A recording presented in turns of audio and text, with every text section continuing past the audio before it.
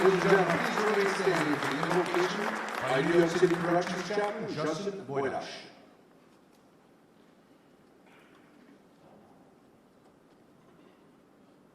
Let us pray. In this moment, within the walls of this beautiful theater, as we gather with solemn intent, I invoke the power of profound embodied service. In particular, I request the descent of blessings, such that we are blessed with the ability to know how to continually, passionately, and with care, never forget the impact and the sacrifices made by our first responders and all who were called to serve on and after September 11th, 2001. Likewise, I ask that we remember the tremendous loss of that horrific day, for without memory, the meaningfulness of history is lost.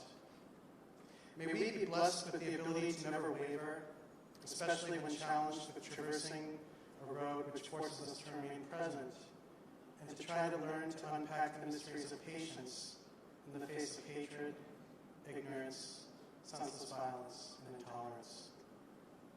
No matter how uncertain that road may appear, and how difficult the journey may feel, may we remain aware of and be guided by the internal light created by our service. Thus, I ask in this moment, blessings descend upon all who have stood up, who have lobbied, who have fought, and who have bravely confronted circumstances that threaten the sacred trust that we have with regard to the sacrifices made by those whose lives were impacted on September 11th and over the course of the years since, as well as the years to come. May we never forget. Indeed, may the exemplary service of those who fought for the care of all impacted on that fateful day be celebrated and honored here in this moment. May we never forget. In this moment, I ask that we open up to the possibility that by gathering here in this way, we are creating sacred ground. May we understand that when we gather with singular, unified intent, rooted in the humility needed to serve others without care for fame or personal gain, we manifest the ethos that brings timeless benefit. May we maintain an ethics of dedicated service unhindered by the changing winds of politics and endless news cycles, and understand definitively that the breath upon which our voice is carried is never without efficacy, and that failure to acknowledge this is a failure to understand our power as well as our collective impact. May we always recognize our impact, and even more so, recognize that there may be no place of better power and no action with greater momentum than that of selfless service.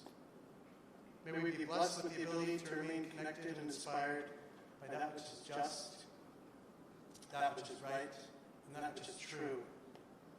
And so in this moment, I ask that the power of what we hold most dear act as witness to this sacred gathering today. And in the spirit of Shantideva, an 8th century Indian Buddhist scholar, may I be a protector for those who are without protectors, a guide for travelers, a boat, a bridge, and a ship for those who wish to cross over. May I be a lamp for those who seek light, a bed for those who seek rest, and may I be a servant for all beings who deserve a servant. Thus inspired, with the heart essence of this commitment towards one another born deeply in our core, I ask that we all be blessed and can receive these blessings. Amen. Thank you, Chaplain Boydash. Ladies and gentlemen, please be seated.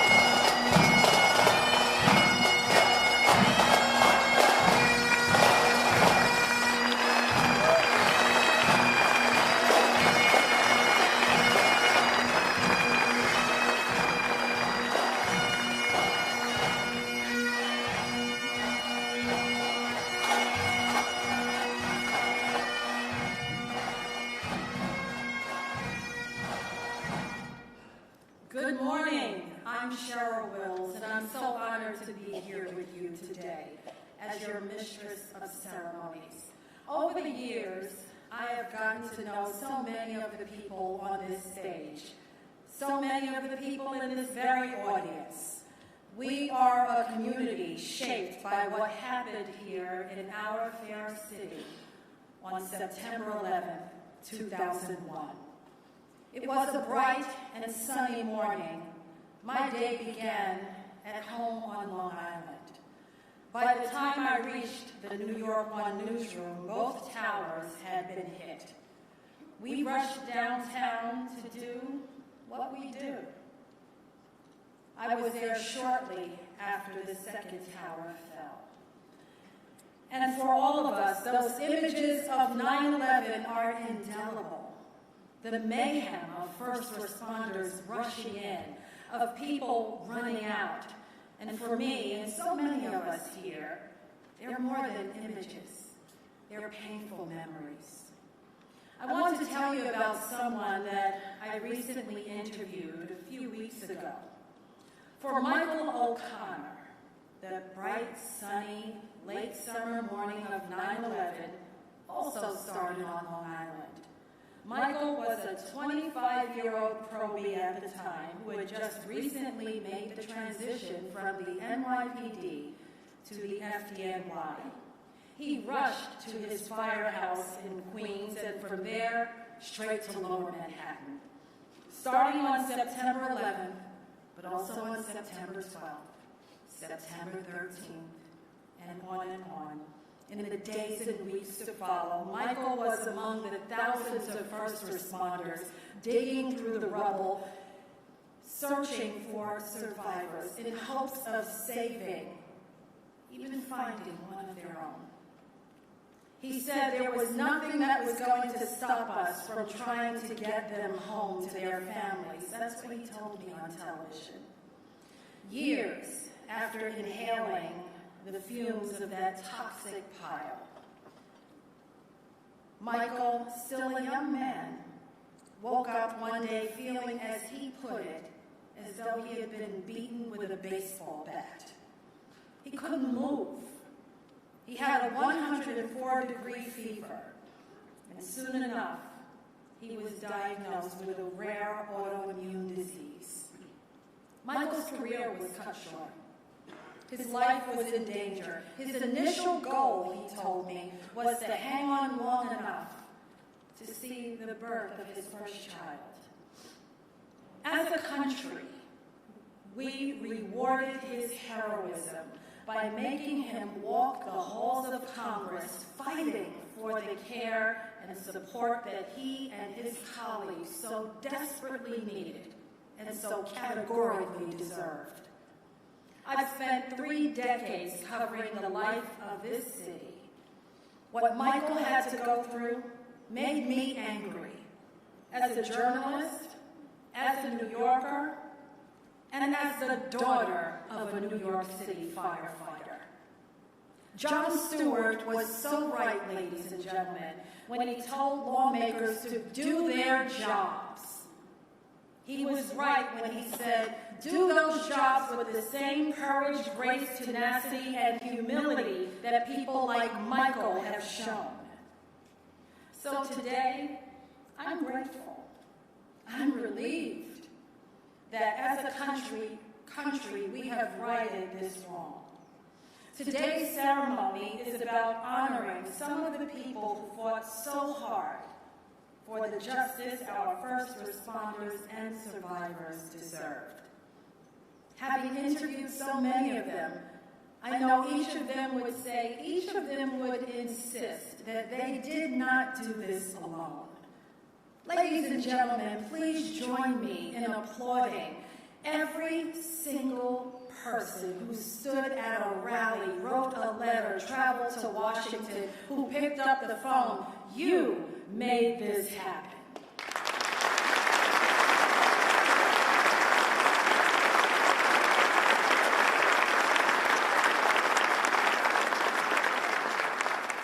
The September 11th Victim Compensation Fund is now permanently funded. And we are a grateful city. And I'm honored, truly honored, to share this moment with you as we bestow the Bronze Medallion, New York City's highest civic honor, on the heroes seated right behind me. It is now my privilege and my pleasure to introduce the Mayor of the City of New York, Bill de Blasio.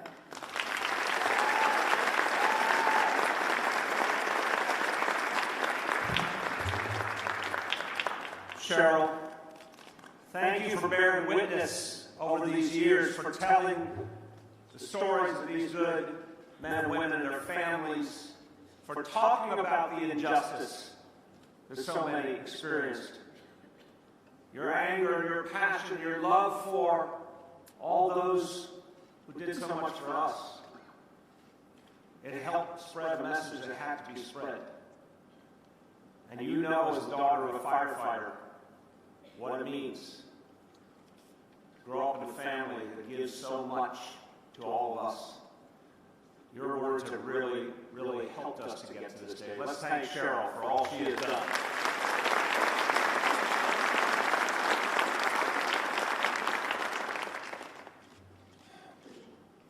We're here at a time of year when we are thankful.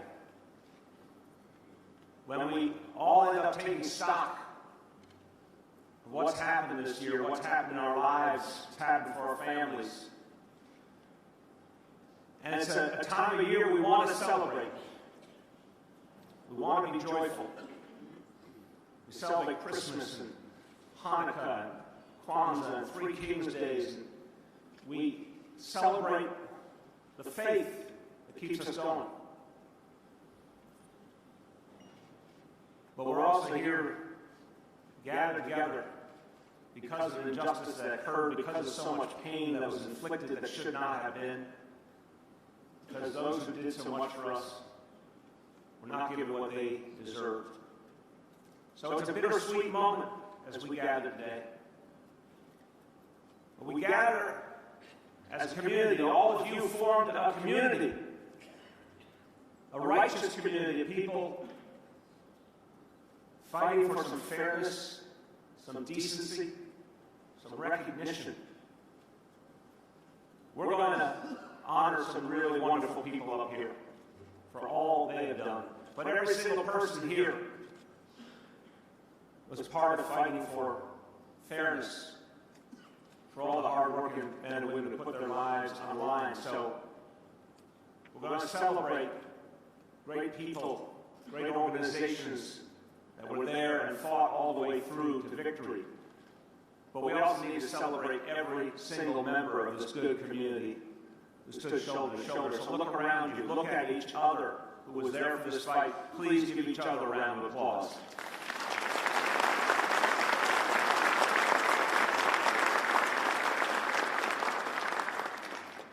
We know we are here because of the worst day in our history as a city. Absolutely, without question, our worst day in the hundreds of years that New York City has existed. And yet, we saw that day and every day since the best of New York. The entire world watched as New York City set a standard for brotherhood, for kindness, for strength, for bravery, for courage.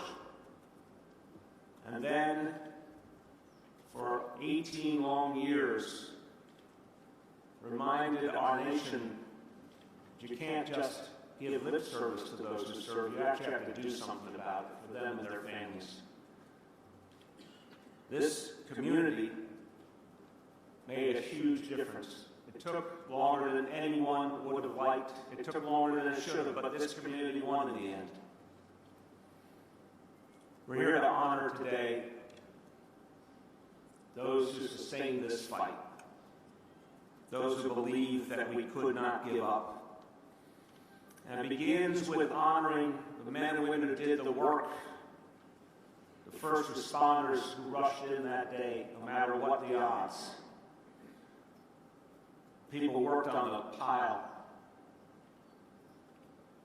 who led the cleanup, the men and women who worked at Fresh Kills, at the morgues.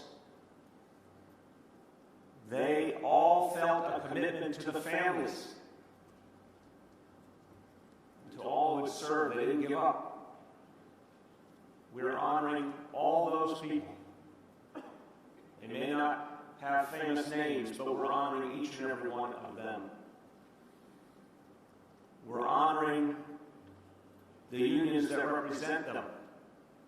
Because I want to remind you, the health, the well-being of everyone who went there to the pile, to the recovery effort, to the rescue effort, to find the remains of a loved one. The government was supposed to ensure their health. But it wasn't the government who sounded the alarm, it was the labor unions. It was the labor unions who said, something's wrong here. And I want to thank each and every one of them for fighting for their members. I'm going to call out names, and I ask you to applaud for them all. One who could not be with us today, but as the chair of the Municipal Labor Committee, plays such an important role and has for years in this fight, President of Sanitation Workers, Local 831 of the Teamsters, Terry Foley.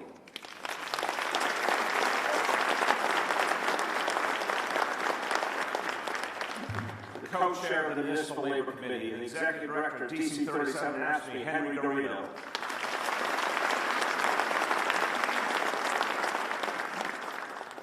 The President of the Uniformed Firefighters Association, Gerard Fitzgerald.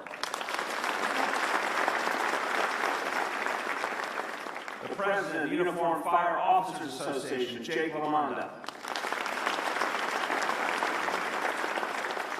The President of AFSCME Local 2507, Uniformed EMTs, Paramedic, and Fire Inspectors, Oren Barzilay. The President of the Police Benevolent Association, Pat Lynch. The President of the Captains Endowment Association, Roy Richter. The President of the Lieutenants Benevolent Association, Lou Turco. President of the Sergeants Benevolent Association, Ed Mullins. The Vice President of the Detectives Endowment Association, Paul DiGiacomo. The President of the Correction Officers Benevolent Association, Elias Hussamadin. The President of the Correction Captains Association, Patrick Ferraiolo. The President of SEIU Local 246, Joe Colangelo. The President of Building and Construction Trades Council of Greater New York, Gary LaBarbera. The President of DC 37 Local 983, Joseph Paleo. And all the representatives of labor, thank you. Thank you for all you did for your members and all you did for New York City.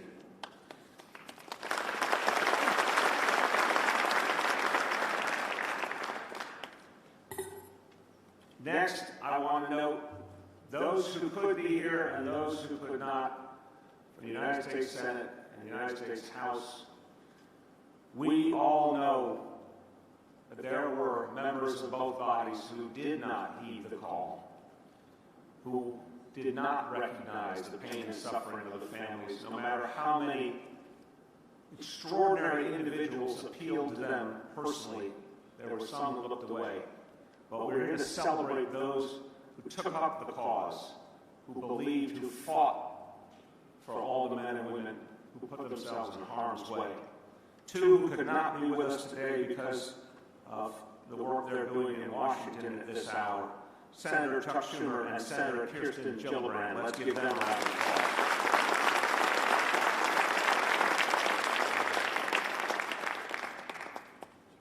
You will hear in a moment from one of the great heroes of this fight. And she is wearing, with such pride, the jacket of the FDNY that There's a famous image of her fighting at the front line in Washington. For those who needed the help, she was tenacious. She never stopped fighting. She believed, and she believed in her whole heart. Let's thank Congressmember Carolyn Maloney.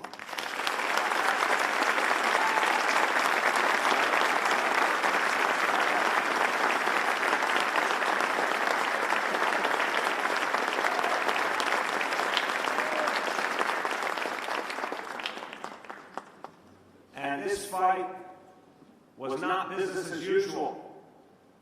It was about heart and soul. It was about caring about human beings. It was not about politics.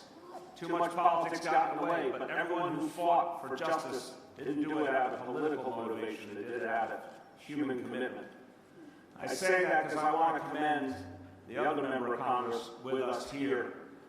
And this is a statement of pure nonpartisanship. Pete King, we will miss you. Thank you, Pete, for all your help.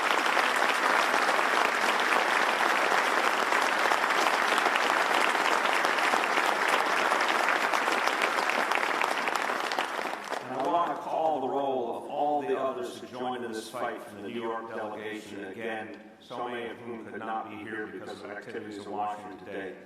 First of all, the one who fought so hard and made sure the bill got through committee, Congressmember Elliot Engel. Let's thank him.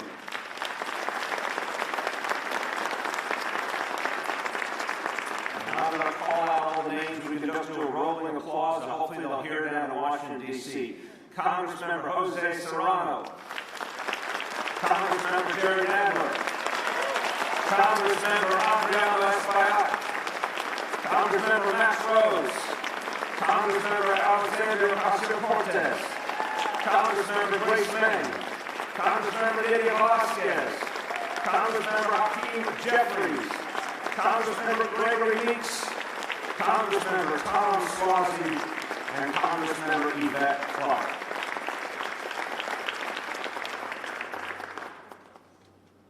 There were people and organizations, individuals who cared so much, who helped us put today's event together, who donated to make sure that we could honor people. I want to just ask you to give a resounding round of applause to all the sponsors of today's event.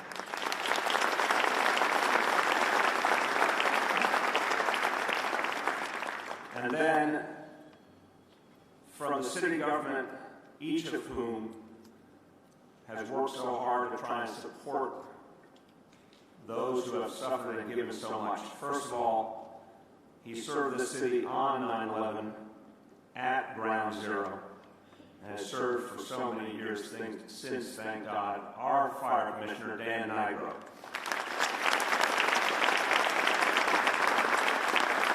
NYPD Commissioner Dermot Shea. NYPD First Deputy Commissioner Ben Tucker. Sanitation Commissioner Catherine Garcia. Correction Commissioner Cynthia Brand. And Emergency Management Commissioner Deanne Criswell. And a special thank you to our colleagues in government. We have all worked in common cause, and I thank them for all they've done. The Executive Director of the Port Authority of New York and New Jersey, Rick Cotton, and the Superintendent of the New York State Police, who is representing all the state government here today, Keith Corlett.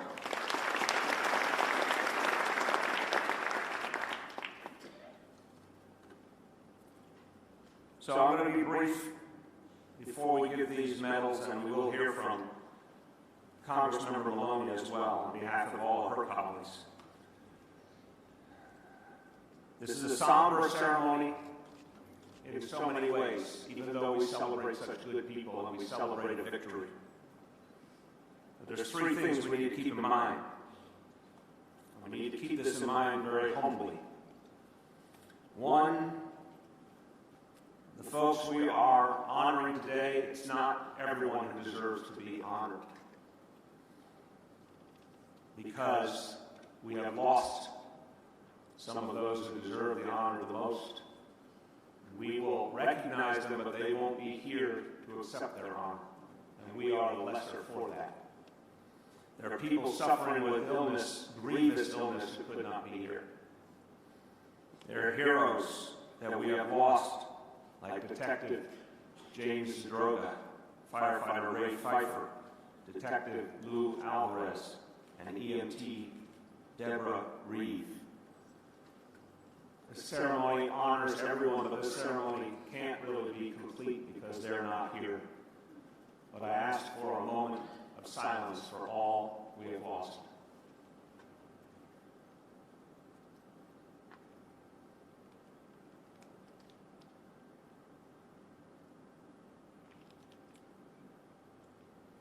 Thank you.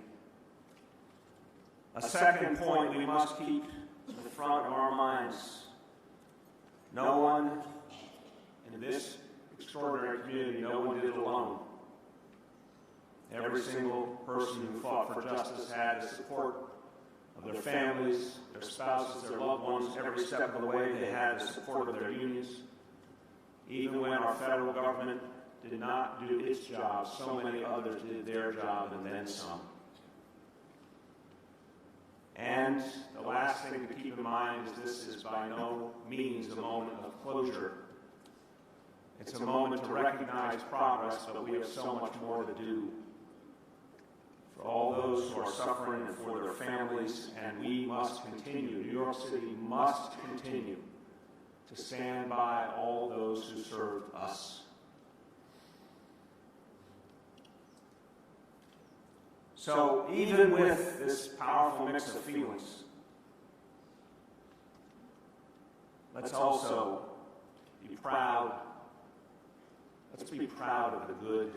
Let's recognize the good, the extraordinary good that's been done. Let's recognize the persistence. You should not have to everyone up here, to everyone gathered, you should not have had to fight this fight, but thank God you did.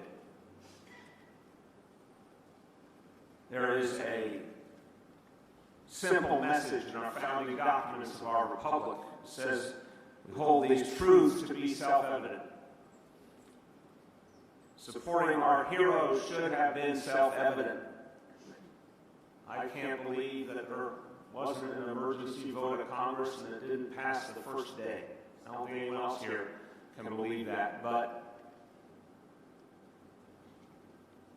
people fought nonetheless.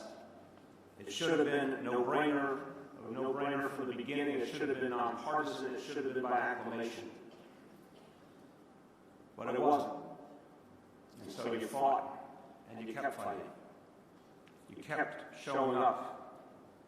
Year after year, you refused to accept the injustice. And you got the job done. A lot of times, we say two powerful words. They are moving words. Never forget. But you didn't just treat never to forget as words. You made it something more. You made never forget not just a slogan. You made it a promise, and you kept your promise. And that's why we gather today to bestow the Bronze Medallion, the city's highest civic honor. It is given for exceptional citizenship and outstanding achievement that reaches people across all 5 boroughs. And in the entire history of the city, there are no people and no organizations more worthy. And we think how many families now have a measure of peace. How many families can now make ends meet? How many people get the health care they deserve because of all we are honoring today? I'll conclude with this statement of honesty. Even the most beautiful honor, the most beautiful medallion will not bring back those who we lost. We know that. It won't end the suffering of those who right now are fighting for their lives. But today we'll recognize there are good people in the world. Today's gathering recognizes there are people who really understand what it means to see the person next to you as your brother or your sister, to believe that we have a debt to those who served us, and to make sure we pay that debt. It can never fully be repaid, for sure. But people need to know we will stand by them. And today we mark an example of goodness, persistence, decency, of honor. To all those who are being honored today, your city thanks you. All 8.6 million New Yorkers, thank you. To everyone who's a part of this fight, thank you. And may we never have to fight again for justice for people who have done so much. And we always honor them, love them, embrace them, and support them. Thank you, and God bless you all.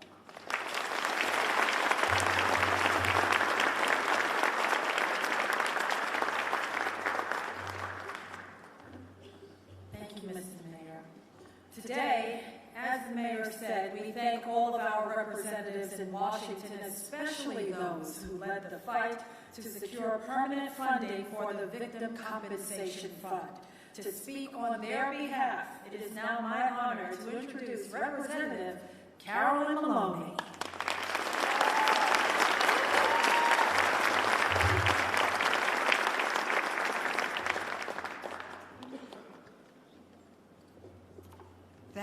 Thank you all for being here today. And I want to begin by thanking Mayor de Blasio for bringing us together today to mark this historic achievement. It has been the honor of my life to work alongside the others who are recognized today for their work to make this program permanent. In the history of our nation, there has been very few entitlement programs, most notably Social Security, Medicare, Medicaid, the Affordable Care Act, and the 9/11 Health and Compensation Victims Compensation Act, entitlement there for the lives of our people.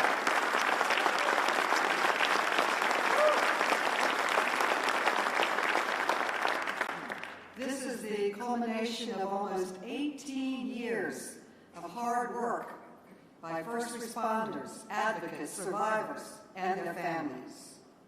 But I want to begin by thanking the true twin towers of New York, New York's police and fire.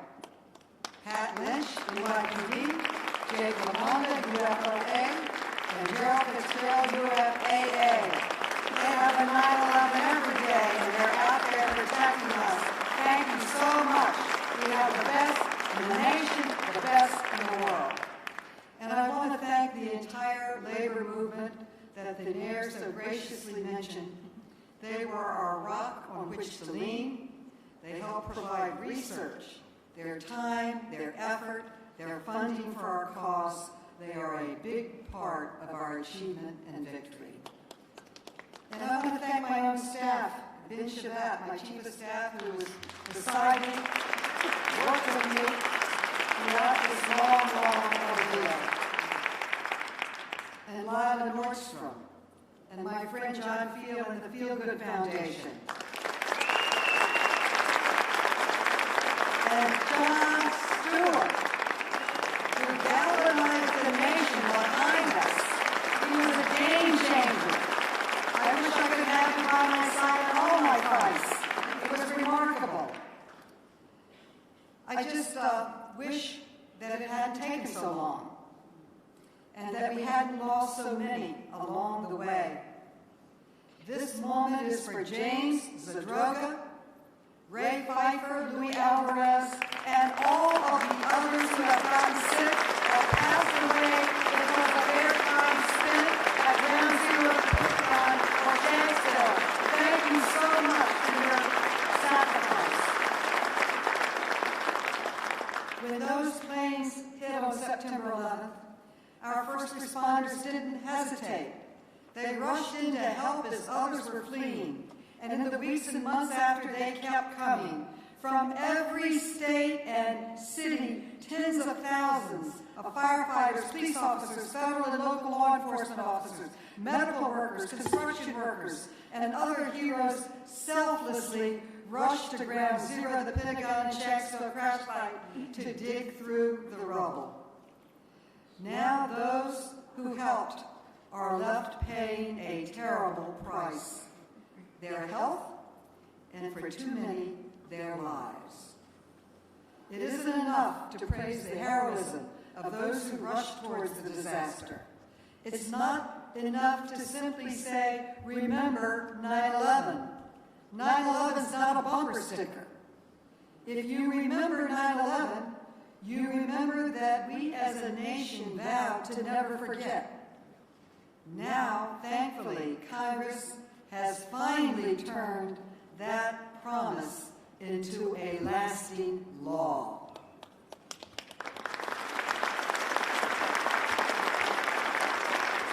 They should never again have to ask for the care they need to stay alive and the compensation they need to rebuild their lives and take care of their families. That is the least we can do as a grateful nation. The permanent reauthorization of the 9/11 Victims' Compensation Fund is a victory for everyone who walked the halls of Congress, who refused over and over again to take no for an answer. It is a win for everyone who showed up to save lives and rebuild our nation. While for many 9/11 is a distant memory, our first responders, survivors, and their families will be living with the effects of that day for the rest of their lives. While we will never be able to relieve them of that burden, we made sure that the support promised to them will be available whenever they need it.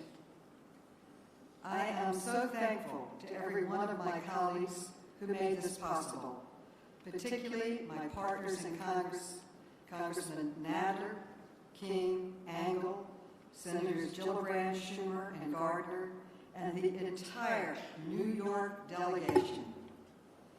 But most importantly, I want to thank those who were there on that day and in the halls of Congress ever since for making sure that never forget truly means never forget.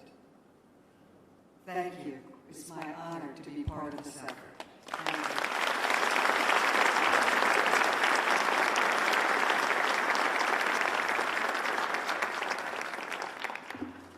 Ladies and gentlemen, now I'd like to invite to the stage Representative Pete King.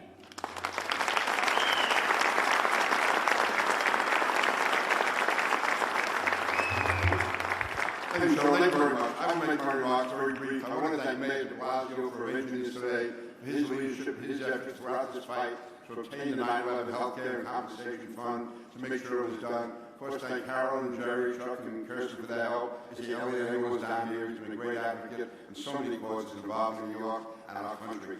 I just want to say that 9/11 was the worst day, the most sorrowful day in the history of our country, but also it was in many ways the greatest day because it showed how our country comes together. Most importantly, it showed how New York can come together. New York is of a different breed. My father was a city cop for many years. I was born and raised in New York City. It's an exceptional place. There's nothing like it. And all of you are here today, all of those sitting behind me, the guts they showed day after day, week after week, month after month.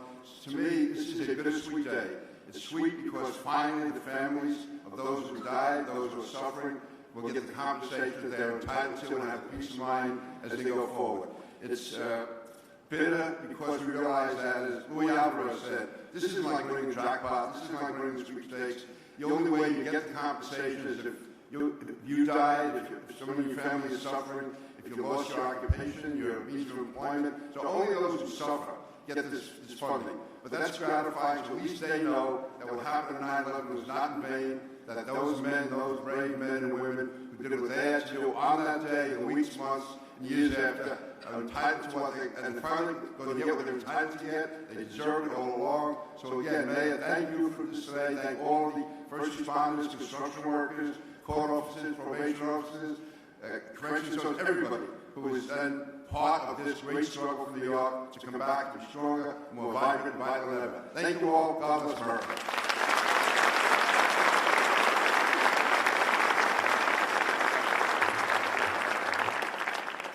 And before we present our honors, we'd like to acknowledge Congressman Elliot Engel. Please stand and be recognized.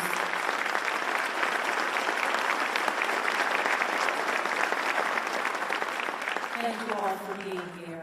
Okay, now the mayor will bestow the Bronze Medallion. Again, this is New York City's highest civic honor to our honorees on stage today. Some of our honorees are here, others are being honored posthumously for their service, and they are represented today by their friends and family. Please join me in applauding each one as we recognize them for their service. Louis Alvarez.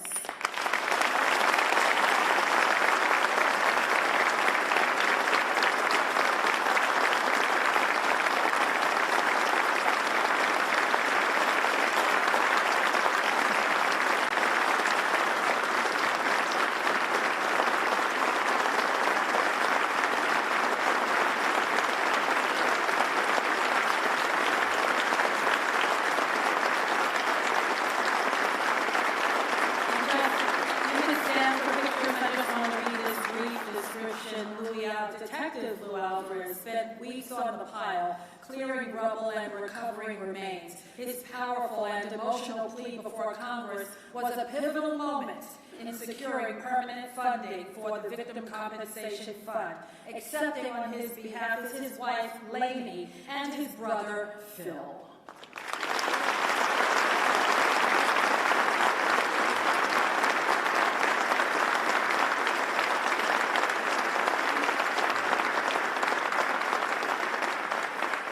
Our next honoree, Paul Brown. Chief Brown is the head of personnel management at the New York City Department of Sanitation. He responded to Ground Zero, working with sanitation teams to clear the rubble, and was a staunch and ardent advocate to permanently fund the VCF.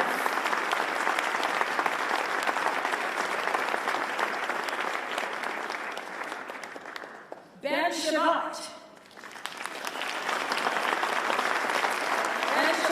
The Executive Director of 9/11 Health Watch and previously coordinated congressional efforts to pass the James Zadroga 9/11 Health and Compensation Act as Chief of Staff for Congresswoman Carolyn Maloney. John Field.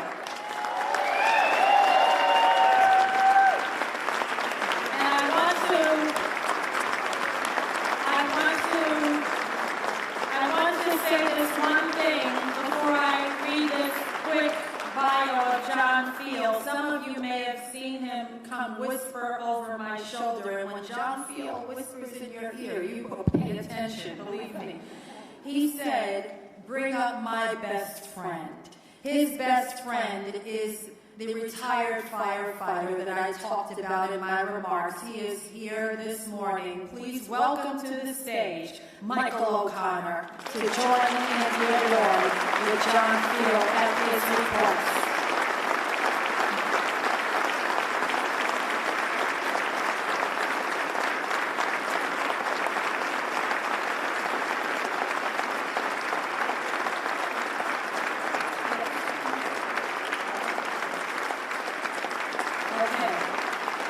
Originally denied compensation for an injury while clearing debris from Ground Zero, John became a fierce advocate for 9/11 first responders and founded the Feel Good Foundation. John will also accept the medal on behalf of his friend, Jon Stewart. Best known as former host of The Daily Show, Stewart has used his public profile across the country and in the nation's capital to passionately advocate for 9/11 first responders.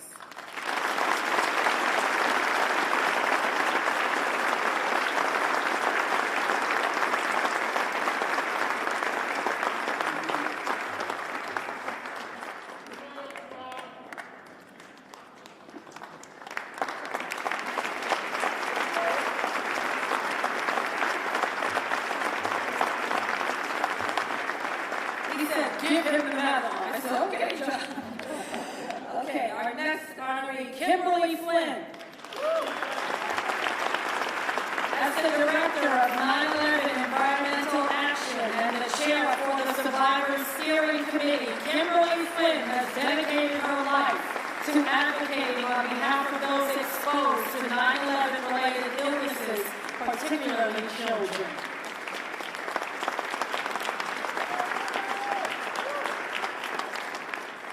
Lila Nordstrom,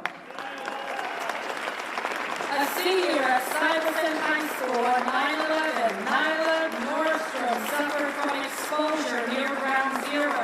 She passionately lobbied politicians with survivor groups in Washington, D.C., and she founded the organization Stye Health to ensure students exposed during 9/11 were among the groups receiving coverage under the VCF. Richard Palmer. Richard is a retired warden from the New York City Department of Correction who led a temporary morgue during the aftermath of 9/11. Richard has been a key advocate in lobbying Congress members to support the permanence of the VCF. Ray Pfeiffer. A 9/11 first responder and FDNY firefighter, Ray spent months at Ground Zero. He fiercely lobbied for the World Trade Center health program, the Droga Bill, and extended VCF funding. Accepting on Ray's behalf this morning is his wife, Karen, and daughter, Taylor Ray.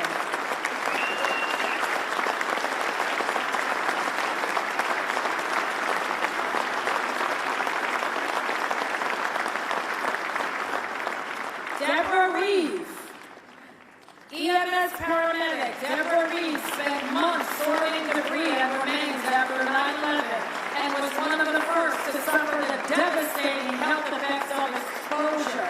Deborah's battle with illness inspired advocacy and compensation for those facing 9/11 related ailments, accepting on Deborah's behalf her husband David and her son Mark.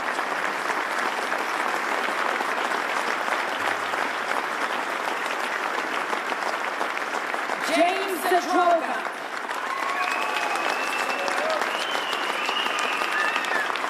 Detective James Zadroga spent hundreds of hours at the World Trade Center site and was the first person whose death was attributed to 9/11 related illness.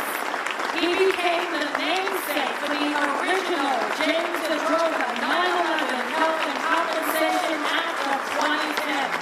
Accepting on his behalf his daughter Taylor Ann, father Joseph, and wife Linda.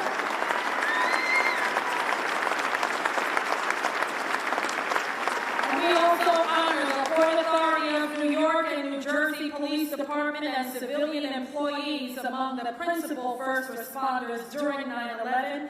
The advocacy and leadership from the Port Authority Police and civilians was crucial in ensuring the permanent funding of VCF. Accepting on behalf of the Port Authority Police Department is Edward Setnar, Superintendent of the Port Authority Police Department.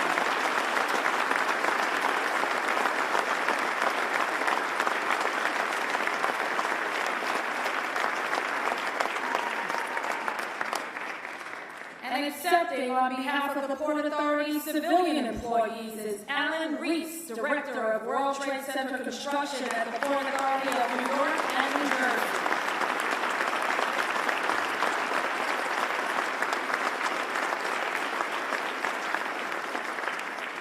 We also honor the uniformed and civilian employees of the City of New York. The New York City Municipal Labor Committee represents public sector employees citywide. Public sector unions were at the center of the fight to ensure their members and all affected by 9/11 illness or injury were getting the care they deserve. Accepting on behalf of the Municipal Labor Committee, Henry Garrido, co-chair of the Municipal Labor Committee and executive director of DC 37.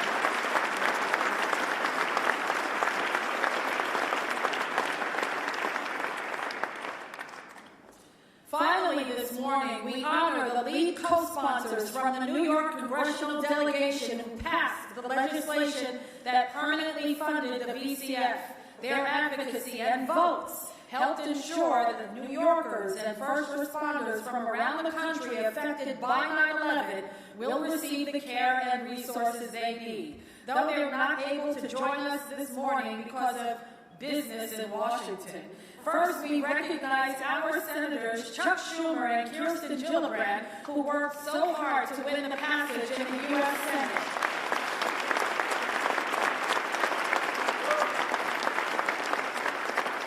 And we also thank Congressman Gerald Nadler, representative for New York's 10th Congressional District. Joining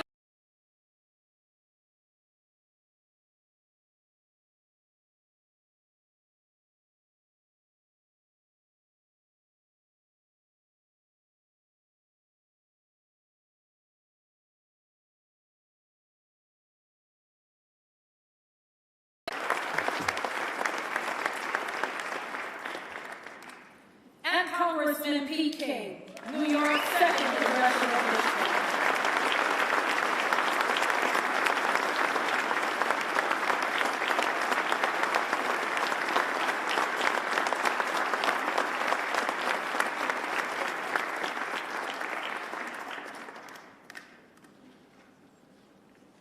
I'm glad you're all standing. Please join me in saluting all of our honorees this morning.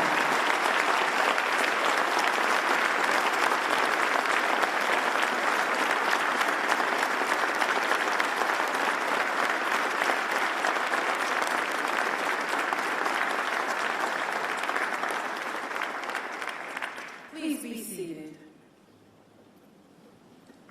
To honor all the heroes, and especially those who are not able to be here with us, those we've lost, and those who are grappling with illnesses as we speak.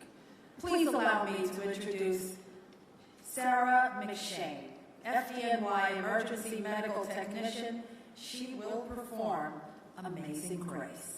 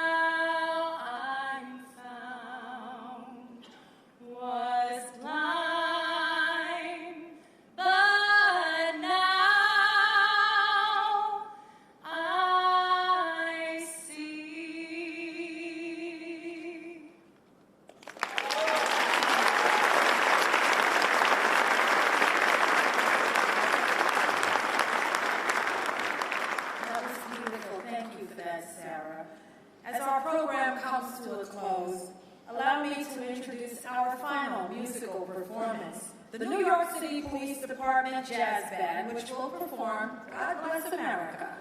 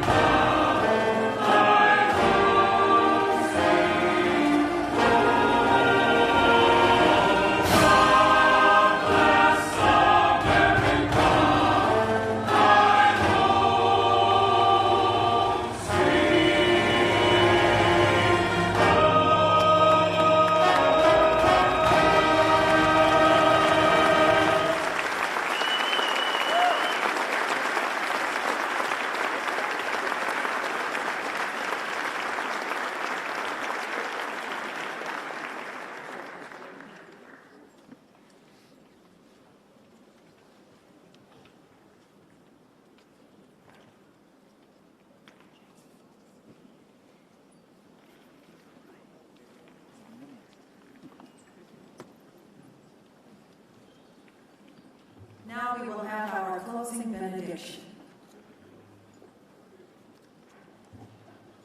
Because of the nature of this beautiful ceremony, perhaps we remain seated. This is more a reflective prayer in terms of the beauty of the people we honor. Let us pray. At this special time of year, as the days grow shorter and the nights grow longer, many of us prepare to celebrate festivals of light, Kwanzaa, Hanukkah, Christmas. The religious message of Christmas assures us that God is never far from us all. Rather, our God is very close by, among us and within us.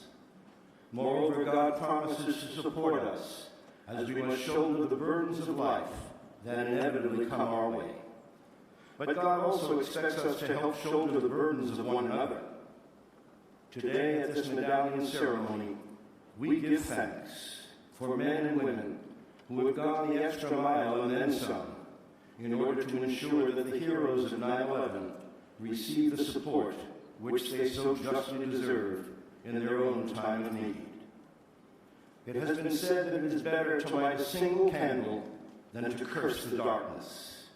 As we celebrate today's honorees, each of whom has become a light in the darkness for their neighbors in need, so may all of us be inspired to be light for others too, by living that golden rule of doing unto others. For it is by enriching the lives of those around us that our own lives are enriched as well. And so as we get ready to experience this most wonderful time of the year, we thank you, dear God, for the good people who helped to make it so, today and tomorrow and always. Amen.